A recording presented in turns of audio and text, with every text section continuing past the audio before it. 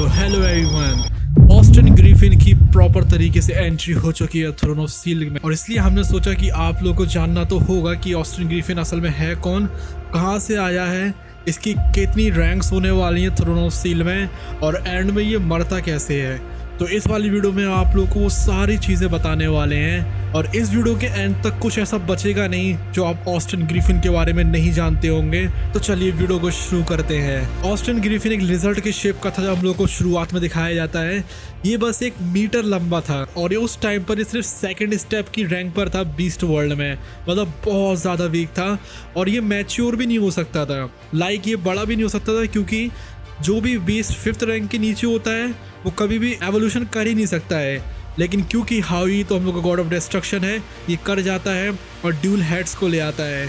जिस टाइम पर इसके ड्यूल हेड्स आते हैं ये 4th स्टेप की मिडिल रैंक पर आ जाता है। उसके बाद हम लोग इसके ट्रिपल हेड्स दिखाए जाते हैं, जिस टाइम पर ये करीब 8 मीटर लंबा हो जाता है और इसकी रैंक हो जाती है 6th स्टेप मिडिल स्टेप पर। उसके बाद आते हैं इसके 4 हेड्स। अभी जब 4 हेड्स आते हैं तो थोड़ी कहानी लंबी चलती है, जैसा कि हम लोगों ने अभी डोंगा में देख ही लिया है। उस टाइम पर ये होता है 6th स्टेप की 7th रैंक पर। उसके बाद आता है ये 5 हेड्स, जो कि हम लोग को ऑलरेडी डोंगा में दिखाया जा रहा है, जिस टाइम पर ये पहुंच जाता है 7th स्टेप की 8th रैंक पर। यहाँ तक हम लोग ने देख लिया है डोंगा में, अब देखेंगे हम लोग आगे की कहानी को।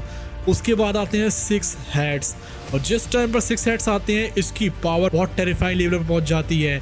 अभी इस टाइम पर जो हॉर्न्स रहते हैं हावी की 6 इमेंस हेड्स के ऊपर, उनमें एक ग्लिंट आ जाता है और उनके अंदर खुद के एलिमेंट्स आ जाते हैं।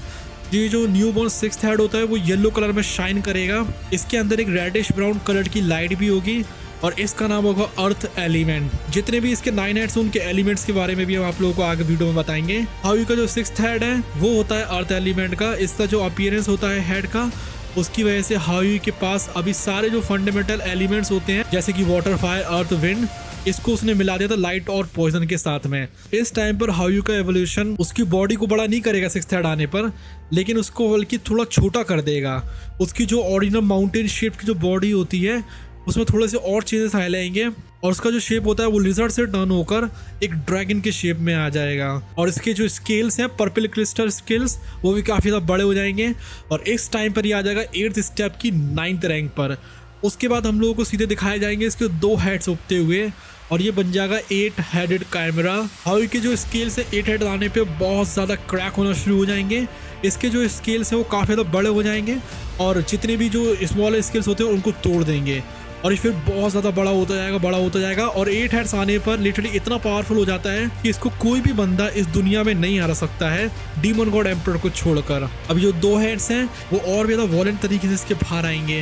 हावी का जो ऑरा है वो इतना भयानक वाला होगा कि यहाँ पर वो 9th स्टेप पे ब्रेक थ्रू कर जाएगा, और उसके बाद ये कंटिन्यू करता ही रहेगा राइज होते होते, और धीमे धीमे करके लॉन्ग हाउ चेन है उसके ऑरा को भी सरपास कर जाएगा। उस टाइम पर long how chain 9th step के शायद से 4th रैंक पर होता है, और उसके बाद एक ह्यूज जो हेड है उसकी बॉडी के ऊपर से निकलेगा लेफ्ट में से, और फिर भी बहुत से दहाड़ेगा और अपनी पावर को दिखाना शुरू कर देगा। अभी 2 हेड जब आ जाएंगे तो जो हावी है वो अपने 6 जो हेड्स रहते हैं उनको भी ऊपर उठा लेगा, और अब ये बहुत ज़्यादा इंप्रेसिव लग रहा होगा 8 हेड्स के साथ में। इसकी जो बॉडी पूरे माउंटेन की तरह हो जाएगी, और जो स्ट्रेंज पर्पल जो स्केल्स होते हैं उसके ऊपर वो बहुत ज़्यादा टेरिफाइंग ऑरा दे रहे होंगे। और तो जो 8 ह्यूज हेड्स हैं जो कि 8 अलग अलग तरीके के एलिमेंट्स को दिखा रहे थे। अभी इस टाइम पर जो हावी का ऑरा है वो ऑलरेडी जो नाइट ऑफ जजमेंट होते हैं डेड्स के, उसको सरपास कर चुका था। इसका कल्टीवेशन अभी 7th रैंक पर पहुंच गया था 9th स्टेप के, जो कि बहुत ज़्यादा ह्यूज चीज़ होती है। उसके बाद आते हैं फाइनली 9 हेड्स, जो कि सबसे ज़्यादा टेरिफाइंग होते हैं।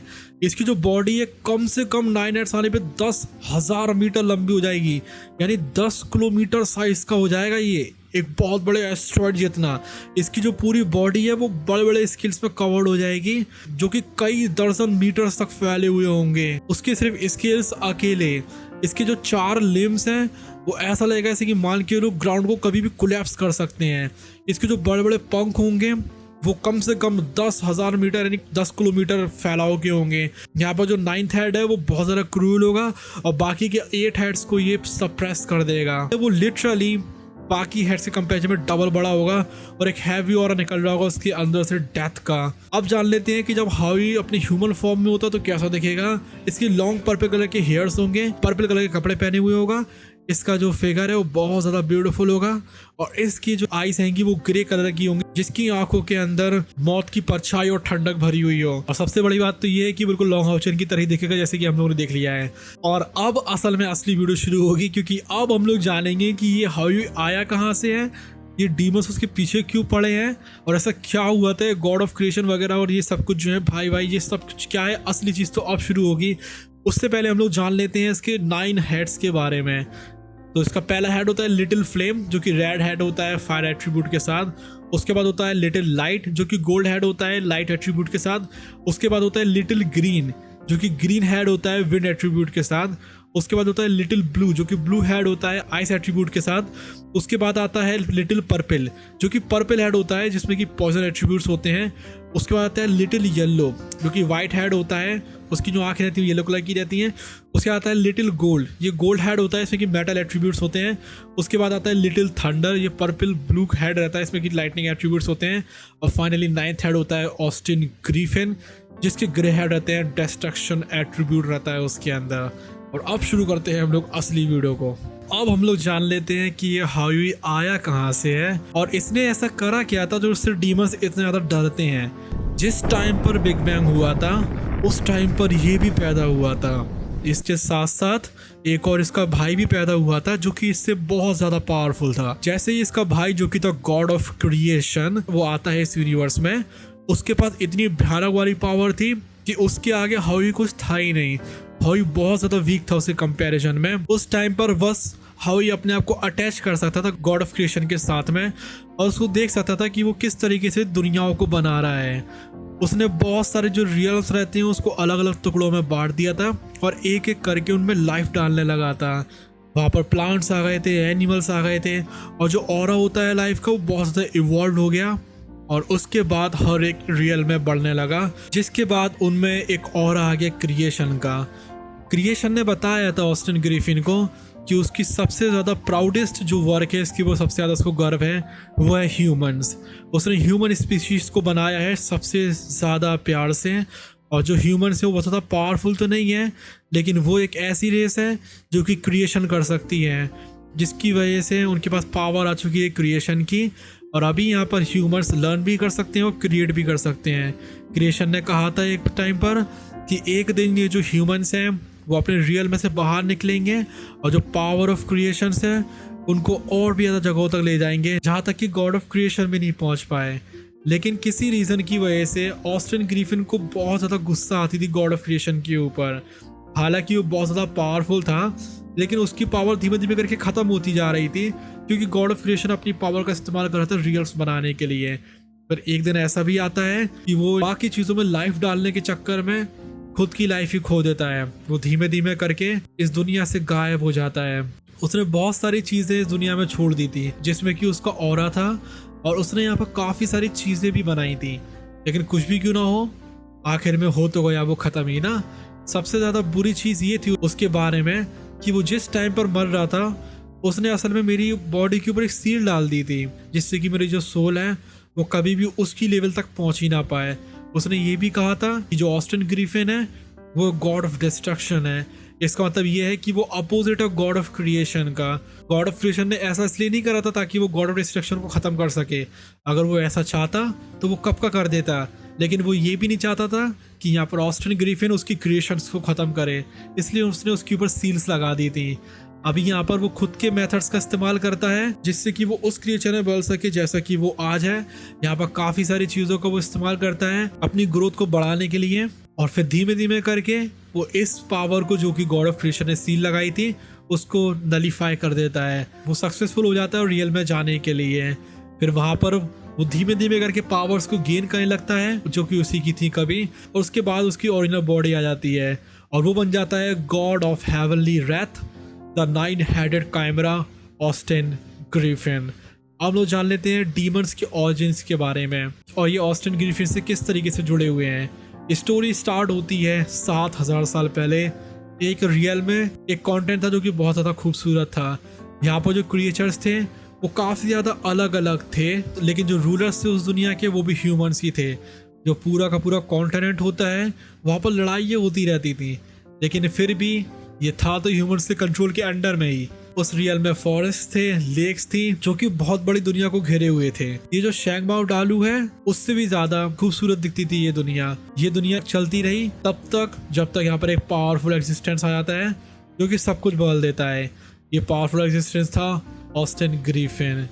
और फिर हम लोग को दिखाई जाती है उसकी कहानी धीमे धीमे बढ़ते हुए कि वो यहाँ पर किस तरीके से 8 हेड बन जाता है, बहुत ज़्यादा पावरफुल हो जाता है। उसके बाद वो धीमे धीमे करके ऑस्टिन ग्रिफिन बन जाता है जिसके बाद वो डिस्ट्रक्शन करता है। ऑस्टिन ग्रिफिन जब यहाँ पर आता है तो जो पूरा कॉन्टिनेंट होता है उसमें टेरिफाइंग स्टॉर्म्स आने लगते हैं। ऑस्टिन ग्रिफिन बस कुछ ज़्यादा ही पावरफुल था, इतना पावरफुल था कि उसको कोई अपोज ही नहीं कर सकता था, कोई भी उसकी टेरिफाइंग डिस्ट्रक्शन को ख़त्म नहीं कर सकता था। सिर्फ 1 महीने के अंदर ही उसने जितने भी क्रिएचर्स होते हैं कॉन्टिनेंट के उनमें से 1/3 को मार दिया था, चाहे वो प्लांट्स हो, चाहे मैजिकल बीस्ट हो या फिर रेगुलर क्रिएचर्स हो, सबको उसने एशेस में बदल दिया था अपनी ऑर ऑफ डिस्ट्रक्शन से। जो 3rd होता है कॉन्टिनेंट का उसमें सारी चीज़ें खत्म हो चुकी थी। ये ह्यूमन से उनको काफ़ी ज़्यादा डर में आ जाते हैं, लेकिन उस टाइम पर बहुत सारे ह्यूमन पावर हाउसेस थे, यहाँ तक कि 1 दर्जन से ज़्यादा तो हाफ गॉड भी थे वहाँ पर जो कि अपनी कल्टीवेशन को सप्रेस करे हुए थे जिससे कि वो ब्रेक थ्रू वगैरह कर सकें। और ये भी पॉसिबल है कहना कि वहाँ पर और भी द पावर हाउसेस थे जितना कि हम लोग को पता भी नहीं है। तो जो उस रियल्म के ह्यूमन बीइंग्स थे वो पूरी पावर लगा रहे थे उसको अपोज करने के लिए। जितने भी हाफ गॉड एक्सिस्टेंट जैसे कि हम लोग डीमन गॉड एम्परर है, अभी हम लोग जो थ्रोन ऑफ सीलर्स में सिर्फ वो एक अकेले ही है जो कि हाफ गॉड लेवल पर है, उसमें तो बहुत सारे थे जो कि हाफ गॉड थे। वो सब कोशिश करने लगते हैं हायुई को मारने के लिए। तो वो सारे बंदे जो कि डीमन गॉड एम्परर के लेवल के थे वो कोशिश करते हैं जिससे कि वो जितने भी पावर हाउसेस हैं उन सबको एक साथ लाकर उसको खत्म कर सकें, लेकिन फिर भी वो फेल हो जाते हैं। इस टाइम पर जो ऑस्टिन ग्रिफिन था इतना भयानक बन गया था ना कि उससे कोई फैटल कर ही नहीं सकता था। यहाँ तक कि जो ट्रू गॉड्स थे वो भी उसके अपोनेंट नहीं थे जिस टाइम पर उसका 9th हेड ग्रो हो जाता है। इससे तुम लोग अंदाजा लगा सकते हो कि असल में हावी कितना ज़्यादा टेरिफाइंग था। अभी हम लोग को जो थ्रोन ऑफ सील का कॉन्टिनेंट है वहाँ पर जो हावी को दिखाया जा रहा है और वहाँ के जो लोगों को दिखाया जा रहा है, जो हाफ गॉड वगैरह को दिखाया जा रहा है और 9th लेवल को दिखाया जा रहा है, वो तो असल में कुछ है ही नहीं उस कॉन्टिनेंट के सामने, जहाँ पर कि 1 दर्जन से ज़्यादा तो हाफ गॉड ही थे और वहाँ पर ट्रू गॉड्स भी थे, लेकिन कोई भी हावी को नहीं मार पा रहा था। इस डिस्ट्रक्शन को स्टॉप करने के लिए जिससे कि ह्यूमैनिटी बच सके, जितने भी पावर हाउस होते हैं सब एक जगह इकट्ठा होते हैं और यहाँ पर टेंस ऑफ जो थाउजेंड्स ऑफ जो पीपल होते हैं वो गैदर करते हैं बहुत ज़्यादा वैल्यूएबल रिसोर्सेज। अभी यहाँ पर ऑस्टिन ग्रिफिन डिस्ट्रॉय कर रहा था कॉन्टिनेंट को, वो कम से कम 1 महीना लगा देते हैं जिससे कि वो एक एरे को बना सके जो कि ऑस्टिन ग्रिफिन को हरा सके। तो जिस दिन एरे कंप्लीट हो जाती है, जितने भी ह्यूमन पावर हाउसेस होते हैं जिन्होंने एरे को बनाया था, कम से कम 10,000 जो रहते हैं वो सारे मर जाते हैं जिससे कि वो अपनी एजेंट्स को इस्तेमाल कर सकें, इससे कि जो माइट होती है एरे की उसको वो नर्चर कर सकें। यहाँ पर जो एरे था उसको बोला गया गॉड स्लेइंग एरे 10 अर्थ और 9 हेवेंस का। इसी टाइम की बात है उस छोटे से महीने में जो ऑस्टिन ग्रिफिन है कि उसने एक और जो कॉन्टिनेंट होता है जो कि 3rd कॉन्टिनेंट था उसको डिस्ट्रॉय कर दिया था। अभी इस टाइम पर जो आधे क्रिएचर्स होते हैं रियल्म के वो मर चुके थे उसके ऑरा ऑफ डिस्ट्रक्शन की वजह से। फाइनली वो आ जाता है गॉड स्लेइंग एरे के सामने 10 अर्थ और 9 हेवेंस के। वो बहुत ज़्यादा प्राउड था, उसको लग रहा था कि इस रियल में तो कुछ ऐसा है ही नहीं जो उसको हरा सकता है। वो इतना ज़्यादा प्राउड था कि वो सीधे घुस जाता है उस एरे में जो कि था 10 अर्थ और 9 हेवेंस में गॉड स्लेइंग एरे। और फाइनली वो उस एरे के अंदर सील हो जाता है और अब वो ब्रेक थ्रू नहीं कर पा रहा था। तो यहाँ पर ऑस्टिन ग्रिफिन हरता है तो वो सिर्फ अपनी वजह से हरता है, नहीं तो उसको ट्रू गॉड्स तक नहीं हरा सकते थे। ऑस्टिन ग्रिफिन का जो गर्व था वो इतना ज्यादा था कि वो सील्ड होने के लिए मान ही नहीं रहा था, वो अनविलिंग था, वो अपनी किस्मत को मानने के लिए तैयार ही नहीं था कि यहाँ पर उसको अब अनंत टाइम तक सील्ड करके रखा जाएगा। जो गॉड स्लेइंग एरे होती है 10 और 9 हेवन की, उसमें 72 डिवाइन टूल्स थे, 3 सुपर डिवाइन टूल्स थे जो कि कोर में थे एरे के, जो कि ग्रिड केज बनाए हुए थे। अभी जो गॉड स्लेइंग एरे थी उसको तो यहाँ पर डिस्ट्रॉय कर ही नहीं पा रहा था ऑस्टिन ग्रिफिन, इसलिए ऑस्टिन ग्रिफिन कुछ ऐसा करता है जिससे कि जितने भी ह्यूमर्स और क्रिएचर्स हैं सारे के सारे यहाँ के मारे जाएं। उसने अपनी खुद की लाइफ को दे दिया था जिससे कि गॉड स्लेइंग एरे 10 अर्थ और 9 हेवेंस की वो उसको भी खत्म कर सके अपने साथ में। वो अपनी बहुत बड़ी सी जो बॉडी रहती है जो कि 10 किलोमीटर बड़ी थी करीब, उसको वो उस एरे के अगेंस्ट में स्लैम कर देता है। उस मोमेंट पे फाइनली जो एरे होता है वो शैटर हो जाता है, लेकिन जो ऑस्टिन ग्रिफिन की बॉडी रहती है वो भी पूरी की पूरी शैटर हो जाती है। जो टेरिफाइंग फोर्स थी डिस्ट्रक्शन की, वो सबसे ज़्यादा टेरिफाइंग पावर बन चुकी थी डिस्ट्रक्शन की। जो कि आज तक उस रियल में देखी गई थी, जिसकी वजह से पूरे जो कॉन्टिनेंट्स होते हैं वो पूरी तरीके से डिस्ट्रॉय हो गए थे और जितने भी क्रिएचर्स होते हैं उस कॉन्टिनेंट के ऊपर वो पूरे मारे गए थे। जो गॉड्सलैंग एरिया है 10 और तो 9 हेवेंस की, वो पूरी कंप्लीट शैटर्ड हो जाती है। जिस टाइम पे वो शैटर्ड होती है उस रियल में एक स्पेस पोर्टल खुल जाता है, जिसकी वजह से वो 72 डिवाइन टूल्स होते हैं जो कि एरे को बनाए हुए थे वो स्पेस में से चले जाते हैं और 72 डीमन गॉड पिलर्स बना देते हैं, जो कि फिर से एक केज बना लेते हैं एक और रियल में आकर। अब ये जो रियल था वो था शैंगमू दालू, जो कि हम लोग को अभी दिखाया जा रहा है। उसके बाद जो हम लोगों का हाउई उसको समन कर लेता है लॉन्ग हाउचेन टेलीपोर्टेशन एरे की मदद से। तो ऐसे करके वो यहाँ पर आ जाता है इस दुनिया में जब उसका एवोल्यूशन हो जाता है। और ये है कहानी पूरी की पूरी हम लोगों के हाउई की। जिस प्लेनेट पर जो डीमंस वगैरह थे उसको तो उसने पूरा ही तबाह कर दिया था। तो जिस रियल में ये था जहाँ पर कि 72 गॉड प्लस जो कि इतनी सुंदर दुनिया थी और इतने तो पावरफुल लोग थे, उसके आगे थ्रोन ऑफ स्टील का यूनिवर्स तो कुछ है ही नहीं असल में। उसको उसने पूरी तरीके से तबाह कर दिया था। और उसके बाद जो 72 गॉड पिलर्स होते हैं वो यहाँ पर आ गए और उसी टाइम पर जो डीमंस होते हैं वो भी एंटर कर जाते हैं इस कॉन्टिनेंट में। सो यस, इस वाली वीडियो में बस इतना ही। इससे ज्यादा हाउई के बारे में जानने के लिए कुछ और नहीं है एक चीज के अलावा, जो कि ये है कि आखिरी में जो फाइट होती है उसमें लॉन्ग हाउचेन किस तरीके से मारता है हाउई को। वो बहुत इंटरेस्टिंग फाइट है जिसके ऊपर हम डिस्कस करें किसी और वीडियो में। तो अगर आप लोगों को ये जानना है कि यहाँ पर तेंग सेन जब पहली बार हुआ उसे मिलता है तो क्या होता है, तो आप लेफ्ट वाली वीडियो पर क्लिक कर सकते हैं। और अगर आप लोगों को ये जानना है कि ज़ाओयन 3000 बर्निंग फ्लेम कैसे लेता है, जो कि अभी वो लेने वाला है पिल्टॉन में जाएगा, तो आप लोग राइट वाली वीडियो पर क्लिक कर सकते हैं। सो या बाय बाय, लव यू और टेक केयर।